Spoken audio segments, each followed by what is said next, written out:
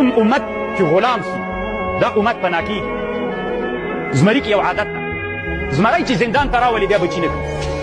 نو خو دا زمری به څومره وخت ژوندی وي په دې هغه کې په دې باغ وحش کې؟ ډېر سخت. خدای چې بچانو نه کړي دا ټول زمریان چې موږ د ځنګلونو نه راولو باغ وحش کې واچو بچان نه کوي. نو چې بچان یې ونه کړل ځکه دی غلام سو. د ده صفت داسې ده د زمري چې دی وایي زه باید خپله ځان ته خوراک تیار کړم، بل څوک دې ما ته نه تیاروي. بل څوک تیارول دا څوک ده؟ دا غلامیت. بس دی بیا چې غلام سو دی بیا بچي نه کوي، نسل یې د تمام صحت. دا اوس دنیا کې لږ لږ زمریان دي هغې پسې خلک ګرځي چې رایې وړي باغ وحشونو ته، چې رایې وړل کرا کرا یې نسل ختمېږي. انسان هم همداسې ده چې غلام سو نسل یې ختمېږي. داسې به وایي چې مونږ کوو مونږ باید هر قسم غلامي نه ځان وساتو. نن دا روپۍ څه دي؟ دا کاغذي روپۍ. که په دې کې مونږ عمیق بحث وکړو دې کې مونږ نن غلامان یو. ځکه دا روپۍ چې مونږ ته څوک چاپ نه کړي مونږ یې محتاج یو په همدې روپیو کې. دا به بل څوک راته چاپوي.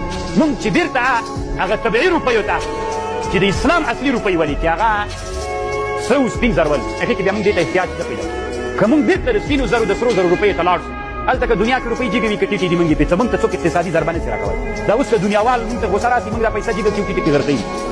اما د سرو د سپینو زرو روپۍ جګېږي او ټیټېږي نه، خپل قیمت لري. موډ به مونږ برابر وي. و الله دې زموږ نظام مستحکم کړي او د مشرانو مو د الله انشراح د صدرې راولي چې مونږ هغه روپۍ